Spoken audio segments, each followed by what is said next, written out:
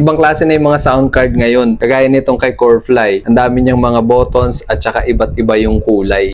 Share ko nga pala itong nabili kong sound card from Corefly. Box pa lang panalo na eh. Meron din nga palang kasamang microphone to. Kung mahilig kayong mag-live streaming, saktong-sakto itong package na to. Dito sa box ng sound card, makikita natin dito, ang laman niya ay ito. Meron na siyang mga cable na kasama. Itong Type-C to Type-C cable, Type-C charging cord, audio cable, another audio cable. Merong manual, syempre. Tapos ito na mismo yung pinaka sound card. Tara! Ito nga pala yung power button niya. So, i-on natin.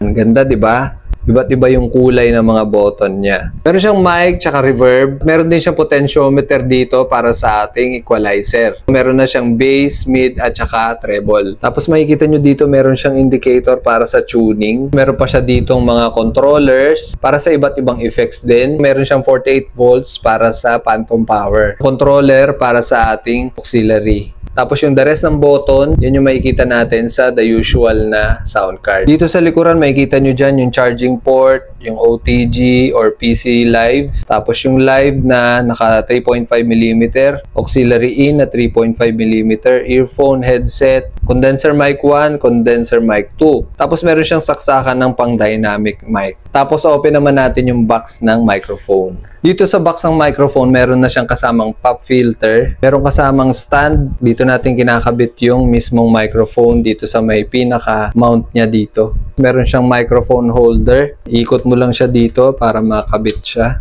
Dito natin ilalagay yung mic mamaya. Tapos ito yung pinaka-microphone. Ayan. Ganda niya. Dito natin isasaksak itong cable niya, no? Itong XLR cable. Ganito ang magiging itsura niya pagka nakakabit na sa stand. So, hindi ko muna gagamitin itong stand. Ito munang microphone na gagamitin natin para ma-demo lang natin yung sound card.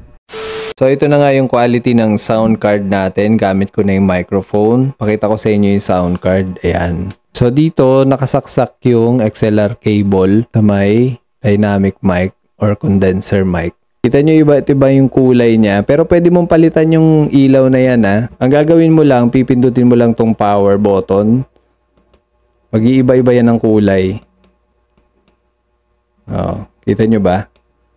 Yan, naging red siya. Blue.